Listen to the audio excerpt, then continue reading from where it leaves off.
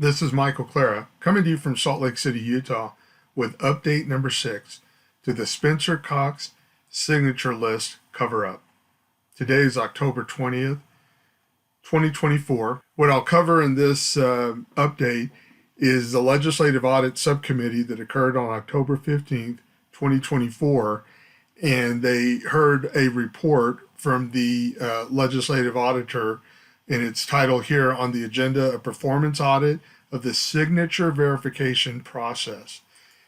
And this is some of the media coverage that it received. I like the one from Brigham where he says the legislative audit finds Governor Cox likely fell short of 28,000 signature threshold for primary qualification due to incorrectly validated signatures. And over here on the left is a Utah audit finds errors in signature verification for Cox, Curtis, and Brown was the headline in the Deseret News. And then in KSL, Lindsay Ertz, her article is Legislative Audit finds signature errors, but says ballot access requirement met. And then we have some more. I like the one by the Tribune by Robert Gerke, says signature gathering packets with many non-matching signatures shared with the Utah Attorney General, audit says. And that's going to be a significant part of this presentation because as those of you that are following this, the very first series of this video, we're at update number 6, the original one was launched because the Attorney General's office had denied that they were doing an investigation into the Cox signature list. And so this audit outs them, in essence. So let's jump into the audit itself. And this was conducted by the Office of the Legislative Auditor General, not to be confused with the Utah State Auditor, John Dougal, who issued an audit on September 3rd about the signature process. And I've dealt with these guys out of the Office of the Legislative Auditors. I've dealt with them over the years since I was on the school board, and I like the work that they do. I believe that they're professional and they're very thorough in what they end up presenting as an audit. However, I will push back a little on this conclusion that candidates fulfilled the requirements given to them. I think that's true of Curtis and Brown, but as you'll see, why I disagree that that's the case with Governor Cox. So the committee hearing happened, like I said, October 15th. I was going to put in some audio or watch some video of some of the hearings, especially these two clowns. This is on the right is Ryan Cowley, who's with the Lieutenant Governor's office. I believe he's the elections director. And then on the left is Brian McKenzie. And as you'll see in this presentation, if you live in Davis County and you're watching this, but these two guys are at ground zero, and they're the weakest link in this whole process. And Brian McKenzie is elected as a clerk out of Davis County. When he's up for re-election, if you live in Davis County, you need to do what you can to get somebody else elected. And to remind everybody that on February 20th, that Gathering Inc. was a company that Cox and Henderson used. And Gathering Inc. is owned by Spencer Stokes and Latham. And they're the ones that gathered the signatures. And then on February 20th is when an ex-post showed up declaring that they received the 28,000 signatures that they needed. On March 5th, Deidre Henderson designates Greg Bell as an independent advisor. And as you see right here, because she is up for re-election this year as the running mate to Governor Spencer Cox, Lieutenant Henderson is sequestering herself from questions arising in their race. So anyways, that never happened. This was just for show. And as you'll see, she had her hands all up in this issue with signature verification that pertained to her race. On March 15th is when the Davis County Clerk, McKenzie, declared that his office has completed the verification process for the signatures that Cox and Henderson turned in on the 20th, and he declared that Governor Cox had met the threshold of 28,006 verified signatures. And as everyone recalls, just to put you on the right timeline here, April 27th was the Republican convention here in the state of Utah. On June 19th, and these numbers are going to be important, which is why I'm bringing them up, is in response to some grammar requests and exchanges that were going on, Natalie Clausen, who is the candidate for lieutenant governor with Phil Lyman, in an email exchange, Ryan Cowley, who is the director of elections, tells her what the numbers are for Governor Cox's signature list, and that that the threshold is 28,000. That he received that 28,006 signatures were verified by the clerks in Davis County, and that as they're doing the verification process, 4,877 were rejected, and 592 were unreviewed. And then he says here, this gives him an 85% verification rate of the signatures that were turned in. So what that tells us is when you add up the numbers, Governor Cox turned in a total of 33,475 signatures. So keep these numbers in mind because we'll refer to them later. The subcommittee looks at the numbers too, and I'm not going to spend a lot of time on them, but basically what they come up with in their audit of doing the signatures, they say here that Cox received that Cox submitted 32,883. And as you can see, that's a different number from what I said earlier. I said 33,475. I'll get to why those numbers are different. But in order to understand the numbers that these auditors came up with, we're going to have to go with their numbers. And so basically what they're saying is that Cox turns in 32,883 signatures. And that out of that, 4,877 were rejected, meaning that they, for whatever reason, and I'll give you the breakdown of that later, why of those 4,877 were rejected, and that leaves him 28,006 that the Davis County clerks said were verified signatures.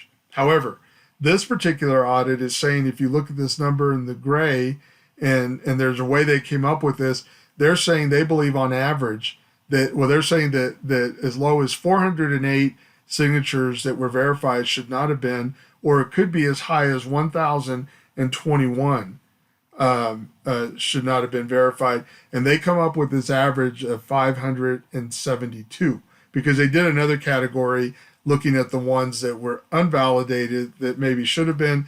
And so they come up, let's use their average of 572. And what we come up with is that Governor Cox then is short, 27,434. But these auditors are saying he had an additional 492 signatures. And again, this number is different from what Ryan Cowley told Natalie Clausen of that. He told her it was 592, and I'll explain why there's a difference. But in order to understand the auditor's numbers, we're going to have to go with their numbers. And they don't really distinguish if these numbers, these additional signatures are good or bad. And so we're going to use them though, because that's what they did. So basically what you end up having is that Cox ends up with 27,434 signatures plus the 492 that these auditors are saying he had as unreviewed or spares. That only gives him 27,926. So he's 80 short by their calculations. He doesn't meet the threshold of the that was needed. And if you want to combine or compare this to what John Dougal did. John Dougal looked at the 592 spares or unreviewed ones, or we can go with this 492 number regardless. John Dougal had the clerks in Davis County look at every single signature in that group, and they could determine that only 391 of Cox's extra or unreviewed signatures were good, that they could validate. And so if you combine that with this, what we end up having is 27,434 that these auditors are saying that he had. And if you add the 391 that John Dougal confirmed were good, Cox's only has 27,825 as of today. So he's 181 signatures short. So let's move on to a different topic here. In the audit, they point out that the Davis County Clerk's Office invalidated signers for each candidate before they reached the 28,000 signature threshold. Adhering to statute, these signers were rejected if, and they list the reasons why they did that. And you see these laws down here on the bottom. I want to go over those because I maintain that they did not meet the statute, and I'll explain why. That there is law that on how you go through and what you need to do with these signatures, and I'll show you how they didn't follow it. But basically, the law here, this is just a show you a definition of what filing officer means, is that the lieutenant governor is the filing officer whenever the audit refers to that because of the broad, the lieutenant governor is in charge of the state races and federal races, and she can give that authority to a local clerk if they have a memorandum of understanding between them or a contract. And then this other definition, manual candidate qualification process, means a process for gathering signatures to seek the nomination. All right. So in this law, I want to show you that this is 289403, and we're going to skip down to 3D, which is this one. And it says that the filing officer shall, and again, the filing officer would be the lieutenant governor because it's a statewide race, but it's also, she's the candidate in this race also. So the filing officer, it goes over, the authority of that is now given to the clerk, but again, there was no contract, but we're going to pretend there was. And the filing officer, the clerk, has to go through this process of, and it says shall, that the filing officer shall verify signatures on nomination petitions in a transparent and orderly manner. And then number 2, for all qualifying candidates for elective office who submit nomination petitions, and it goes through, and that you have to consider the voters, you have to consider the individual who signed the nomination petition, are they in the correct party, and you go through this process, and it says shall happen, and that's their responsibility. And then they got to do it in a transparent manner. Here's another part of that law, that a clerk shall use the following procedure to determine whether a signer of a petition is registered voter and determine the address where the voter is registered to vote. The key phrase I want you to understand in this is declare, the word declare. And you can go back and read this on your own, but I'm going to jump down or to the bottom on number 2. If a signature is not declared valid under subsection 1A, B, or C, the clerk shall declare the signature to be invalid. And as anybody knows, when the law says shall, that means you have to do it. And I'm going to explain to you where or how the manner is in this process that a clerk makes his declaration that the signature is valid or not. So the last part I want to point out to you is, let's jump down to F and 1B, that well, it says in accordance with the title, it says elections within the office of Lieutenant Governor, who they make the rules, but they provide the use of statistical sampling procedures that the filing officers are required to use to verify signatures and reflect a bona fide effort to determine the validity of a candidate's entire submission using widely recognized statistical sampling techniques. So bear with me, you're going to understand why I'm emphasizing this, but it's the entire submission. Not part of it, but the entire submission needs to be validated one way or the other. And then, again, provide for the transparent, orderly, and timely submission, verification, and certification of nomination petition signatures. The phrase I want you to take away from this one is the entire submission.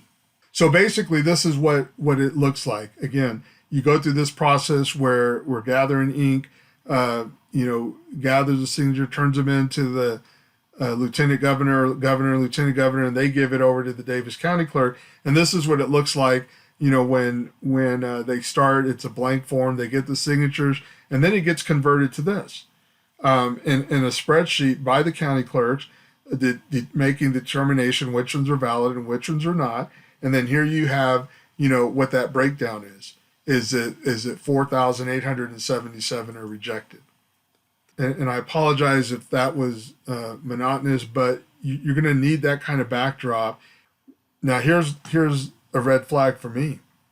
We were told that the Lieutenant Governor's office did not obtain possession of the packets until after the Davis County Clerk's office had finished its verification process.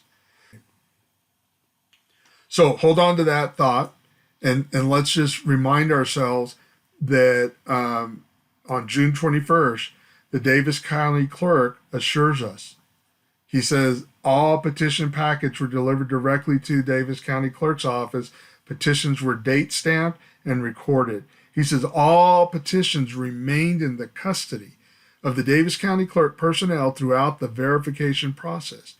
And so this is what he's telling us. He says and then he tells us if a signature, and this is what he's saying in number 3, is what the law is that we just read. If a signature was valid, it was counted towards a candidate. If a signature was invalid, it was rejected, and a reason for the rejection was recorded. And then he says, once Davis County personnel determined that a candidate had met the needed number of valid signatures to qualify for the ballot, the Lieutenant Governor's office was notified. Here's another key point that I want you to remember. Once completed, petitions were stored in the secured Davis County Election Center until they were delivered to the Lieutenant Governor's office for retention. None of that is true. These petitions, actually, you see the green line here, is what should have happened, and that's what they want us to believe happened. But this audit actually discloses what actually happened and says that these petitions moved between these offices in both directions pretty freely. And I believe, and you'll see how that happened. So they tell us first that the Lieutenant Governor's office is contracted with Davis County Clerk's office, which, I already pointed that wasn't accurate, at least while they were doing Cox's signatures, to verify the signatures of all candidate petitions for statewide and offices. Earlier this year, when reviewing petition packets, the Davis County Clerk's office flagged some packets for having many non-matching signatures. They submitted those packets to the Lieutenant Governor's office for further review, and then potential submission to the Office of the Attorney General for review. So why that to me is so revelatory and jaw-dropping is that the Lieutenant Governor is a candidate in this. And remember, she appointed Bell, so that there wasn't any of this conflict of interest going on. So my point here is that there's a conflict of interest that's so acute that there's no debate that I could be waged in their defense on why they would be given packets back.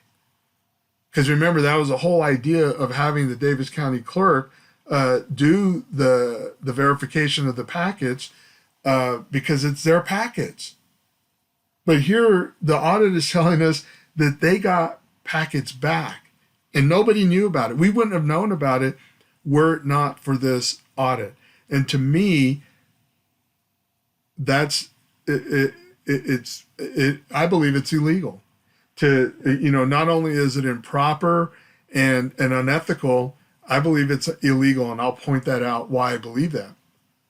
To move on here in the audit, after verifying the personal information outlined on the previous page, election workers then verify signatures. Some packets had no signatures rejected. Other packets had a few, but a small number of packets had a disproportionate number of signatures rejected and were suspected of potential concerns with the signature gatherer. In these instances, the Davis County Clerk's office removed the packet from the verification process and sent it to the Lieutenant Governor's office. The Lieutenant Governor's office then reviewed the packet and determined whether to send it to the office of the Attorney General for further review. So the question is, why was the Lieutenant Governor's office? They were looking at their own packets. Maybe they were looking at other candidates, but clearly their packets were involved in this because they were the first ones to turn everything in. And I'll show you how I know that this was going on in March, in February also when they had Cox and Henderson signatures. So to me, this is just incredible to read this and to recognize this, and it answers a lot of questions why they were doing a lot of this hide the ball and this hide and seek and when we were trying to get the any kind of signatures or any kind of list. This is why from the inception they didn't want to release anything to anybody and thought we were going to go away. But look at this. This is incredible that they actually got packets back from the county clerk. And what's even more insidious is that they're not accounted for. That the way I read the law, that it says it shall, and the clerk would declare and tell us what's valid and not valid, that didn't happen here. The clerk stops and pulls them out and flags them and gives them back to the candidate. That's ridiculous. That, and maybe, we need to call on the county clerk and the Davis County attorney to see if he'll investigate this illegal activity, because the Attorney General or the AG's office is compromised in this. They're the ones that try to be part of the cover-up that these investigations were even going on. And maybe they were covering it because they received this through illegal means. In other words, the Lieutenant Governor's office should not have been giving their own packets to the Attorney General's office. In this case, they said that they make the implication that some of the packets that the Lieutenant Governor's office got actually didn't even go to the Attorney General's office. So I don't know where they went. Did they keep them? Did they send them back? And then guess what? When the clerk is sending packets to the Lieutenant Governor and the Lieutenant Governor's office sends them back to the clerk, how do we know it's the same packets?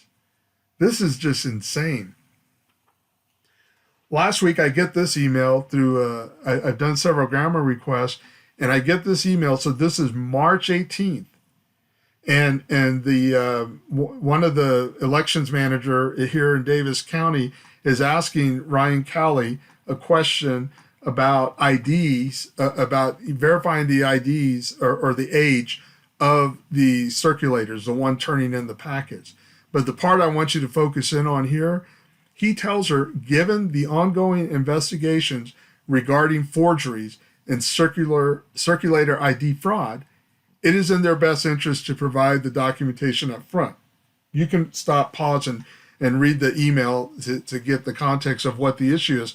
But that sentence is what I want you to understand, because what's important for me trying to piece this together is that before I saw this email last week, the only evidence I had that an investigation was going on by the Attorney General's office, or when it was happening, was the first week of July. because when you watch even if you watch the original video to this series, that's when the investigation I know was going on as early as July, and I always thought that was significant. That right after the primary, the Attorney General's office was investigating fraudulent signatures into Cox's signature list. Well, now we all know now that it actually started March 18th. Not started, it's been going on. So it not only has it been going on, it gets more ridiculous as I'll show you here. Just to put this in the timeline, Cox turns his signatures in on February 20th. On March 15th is when the Davis County Clerk makes a declaration that he has the right amount of signatures. And on March 18th, we're notified that, or we have proof that an investigation's been going on these signatures. Let's jump back into the, with that, kind of backdrop. It gives us more understanding to kind of bring into focus some of the other things now that the auditors are telling us. They say that the following packets were not included in our sample testing to verify the Davis County Clerk's office's decisions. However, we still retrieved all of them for potential concerns. So the first bullet, packets that the Davis County Clerk's office did not review because a candidate already reached the required number of validated signatures. That makes sense. And by the way, they actually did review them, and we know that because of John Dougal's, at least for Cox, they reviewed them, all of them. We know that from John Dougal's audit, and I'll get to that later. But for now, that bullet point it makes sense, and it's in compliance with the law that they normally would not have viewed the ones that were that need to be reviewed because they declared he met the threshold. The second bullet point is not good for them.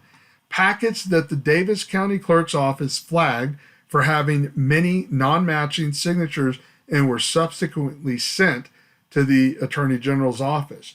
Now, they say subsequently, as you know, because they weren't sent, the Davis County Clerk doesn't send them directly to the Attorney General's office. They send them back to the candidate, to the Lieutenant Governor candidate. All right. So they tell us down here that they're telling us how many more, they say submitted an additional 492 signatures. And I think that's really a wrong way to say it, because they didn't submit additional signatures. They submitted these signatures with their initial submission, and they ended up with, according to Cali, 592 signatures that were unreviewed. And again, I'll get to why. Well, they tell us right here, this is the place we're going to find out why they're saying 492 and not 592. The Cox submitted an additional, which is really not the case, but 492 signatures that the Davis County Clerk's office could have reviewed. And the footnote here says there may be more signatures that could be added to these totals from the packets at the Office of the Attorney General.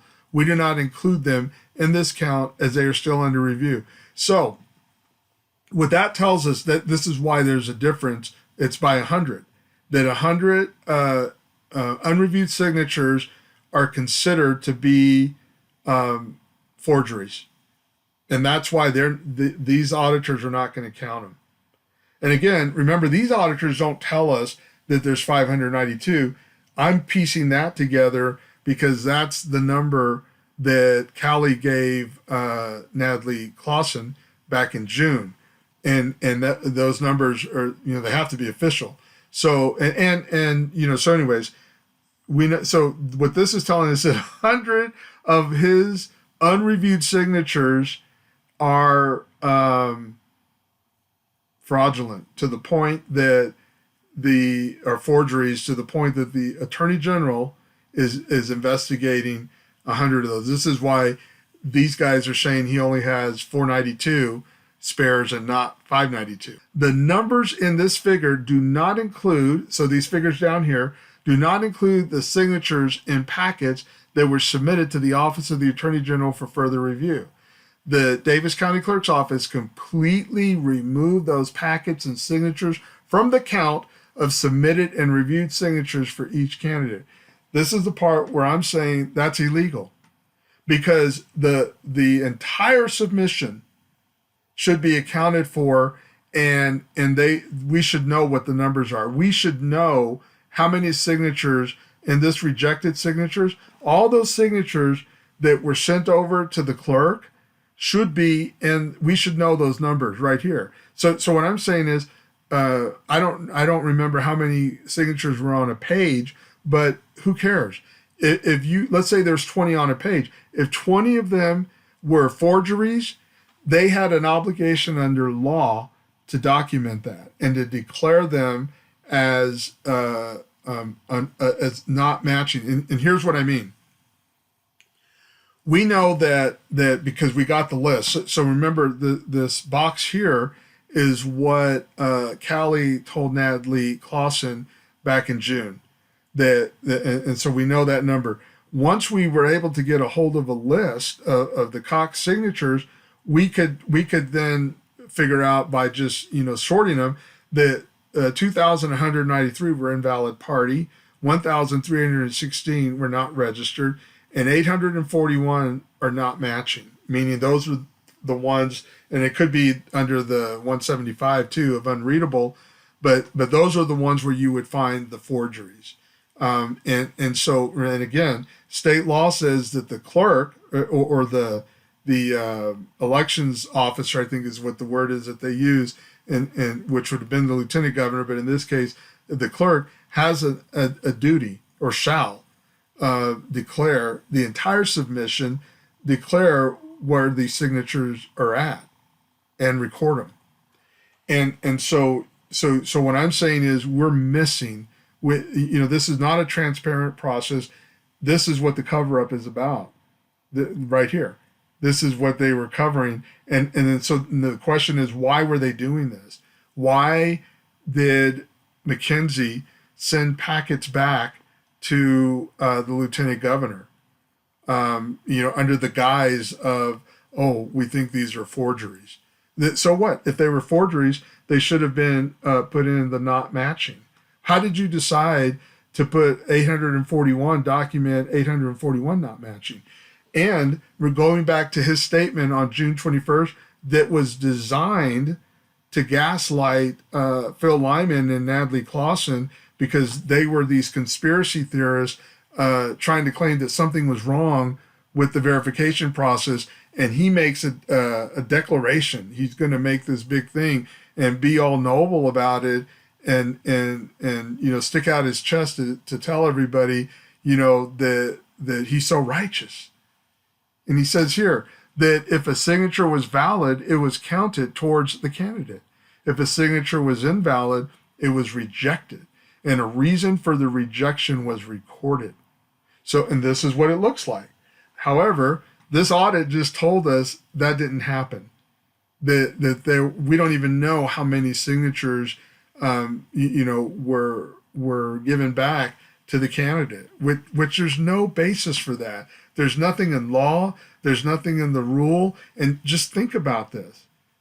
There's nothing other than some illegal reason that they're trying to hide something for them to even do this, for him to even give them back. And why the Attorney General's office was a part of this it remains to be seen. But we do know they were trying to deny it and cover it up and pretend that nothing happened. And interestingly enough, too, how come John Dougal doesn't bring this up in September? Was he aware of the Attorney General's investigation? And was he aware that packets were missing or that went back and forth?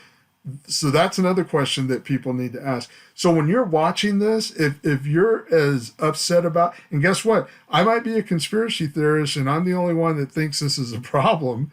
But if you're watching this and you've watched this far and you think this is a problem, my recommendation is that you get a hold of your legislator and make sure that they're aware of this. Explain this to them and make sure that they ask questions. And make sure that, and if you live in Davis County, and you can get a hold of the Davis County District Attorney, I think you should bring this before him and let him know that maybe he needs to look into this illegal behavior of this clerk. In my opinion, it's illegal behavior based on what I read in the law. The other problem I see in this is that part of that law that I read talks about that they have an obligation to post these validity rates of the signatures that were validated or not validated, but the process, and these numbers are wrong then.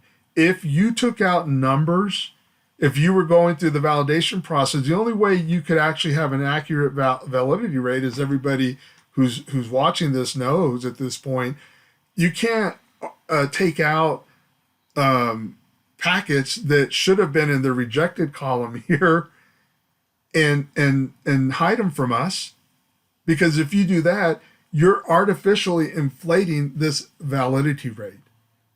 And maybe that's what they wanted to do, because they make a big deal about this validity rate and how many were valid, which, by the way, goes back to this whole thing that Phil Lyman, who's a CPA, says, hey, I think this validity rate is too high. And then everybody dogpiles on him, for saying that. And this is what makes me admire Phil Lyman and Natalie Clausen more. And to make a confession here, I did think they were conspiracy theorists. When I was helping the delegate back in April, and she's telling me, she wasn't talking about the Cox signature list at the time, but she's telling me she wants to look at this list, and I'm like, you know what, I'm just going to help you with the grammar request. I didn't tell her I didn't believe her at the time, but I helped her, and then I'm like, oh shit, there's something here.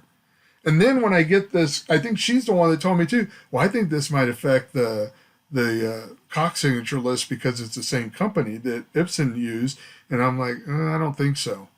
I think I told her I don't think so now. And then I get, anyways, one thing leads to another, the rest is history. So anyways, I'm just like Phil Lyman and Natalie Clausen, my apologies for thinking that you were a conspiracy theorist, at least, back in May. I think by June, by June, I figured out you were not, but, but publicly I apologize for that. And I'm only saying that now because other people owe you an apology, both of you an apology, because this is it right here. And if people are looking for receipts, here they are. This verification rates of validity rates are false, and they know it. And then remember, the interesting thing was last month, Kirby knew about this, because when I read this, I'm like, well, and if you know Kirby Glad, get in touch with him and ask him. He and I have exchanged emails. I don't think he'll tell me, but somebody should ask him, how did he know this? He says when fraud is evident, such as full page of rejected signatures, which might indicate that a signature collector who is paid by the number of signatures maybe took a shortcut by signing the entire page, these cases are referred to the Attorney General for investigation and possible prosecution. And understand, even when I read this last month, we still have the Attorney General's office. We're in court right now appealing their denial of the records of this investigation because they're denying that they even exist. But here, Kirby knew about it last month, and he says in the Lieutenant Governor's office will not have any records about this investigation. So anyways, whoever told him this, they lied to him. I don't think he's lying. I think he's gullible, and that he believed them that this was going on, because I just showed you the Lieutenant Governor's office had everything to do with these records, because the clerk doesn't send them to the Attorney General, which you would think that would be the proper channel, that if you think you got something illegal going on and you're the clerk acting in behalf of the Lieutenant Governor and the lieutenant governor is a candidate, don't send it back to the candidate. That just messes up everything, like and evidence. And by the way, so that means that if people are getting prosecuted for fraudulent signatures, there is no chain of custody now on this whole thing. I don't think you can prosecute anybody on this because of the way that the evidence was, tampered with. And remember, going back to, well, I'll bring up Washington County in a second. But anyways, this is just ridiculous. And these are, well, I'm not going to do any. So I'm just putting this up here to show you, this was the whole thing back in August that I get this. This is a response to my appeal to the Attorney General's office, because this business card up here, this is what the people in Vineyard in Utah County gave me a photo of, telling me that the investigator, this Jordan investigator, came to their home and said they were the victims of forgeries, and because their names were on the Cox signature list. This is the case number for it. And this happened the first week of July. I did a grammar request for that.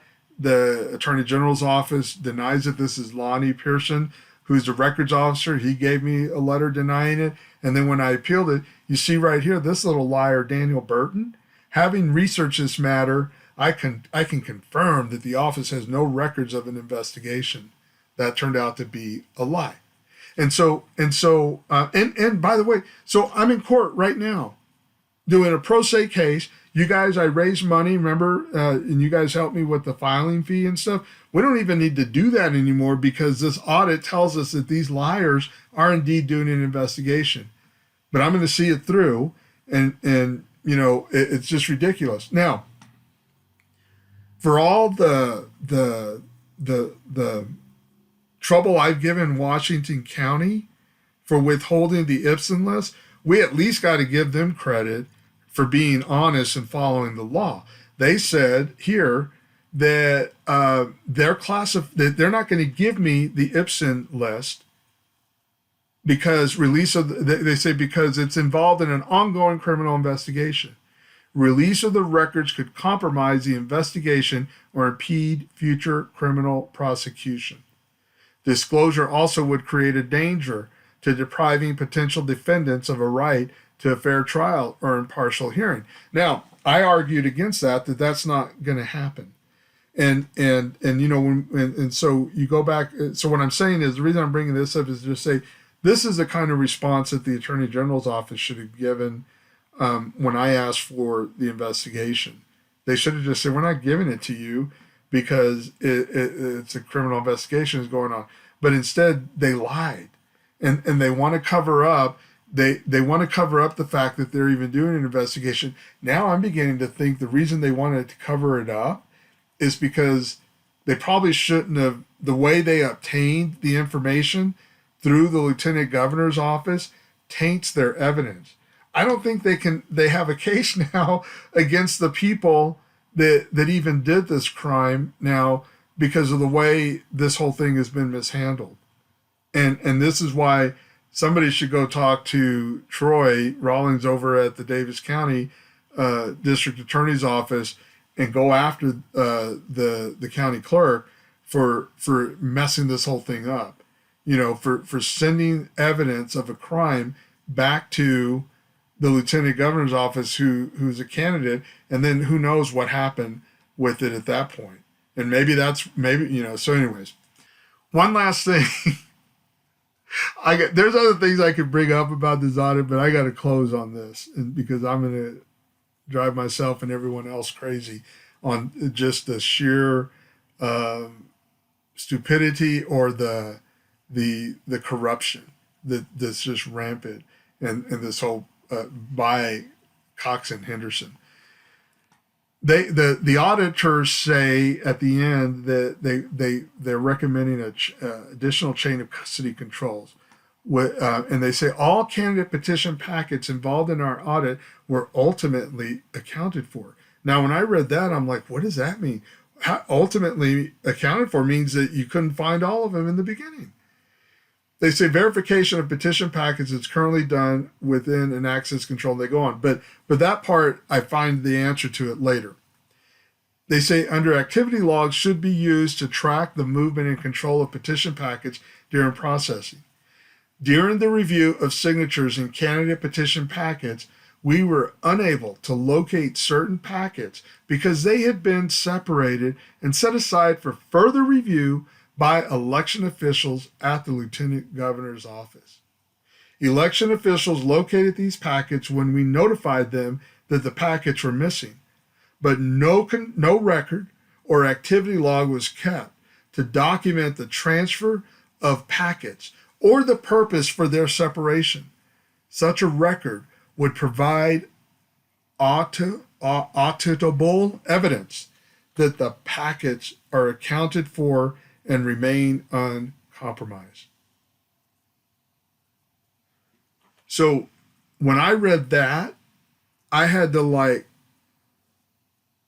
make sure. I had to read it again. In fact, I think I called somebody and I said, I just sent you something. Read, is that what I think it says?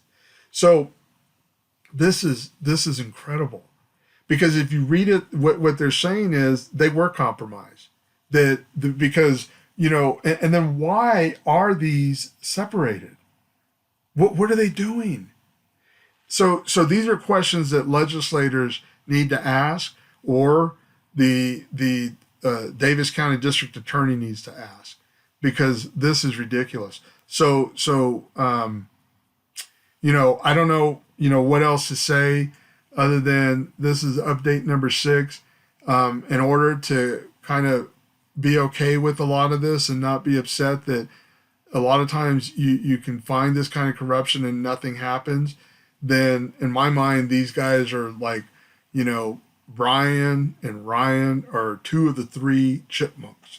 So I gave them the other chipmunk, Simon. So we got Simon, Brian, and Ryan. If you do memes or do anything, caricatures, these are 2 that deserve it, because they're probably going to get away with their incompetence and what I believe to be their illegal activity. And again, my call to action on this is get a hold of your legislator, look over the information that I presented, confirm for yourself that what I'm saying is accurate, and then have your legislator follow up on it. Or if you live in Davis County and you can get a hold of the Davis County District Attorney, have them look into it too. And in my neighborhood, we would tell these guys, you got to stop clowning.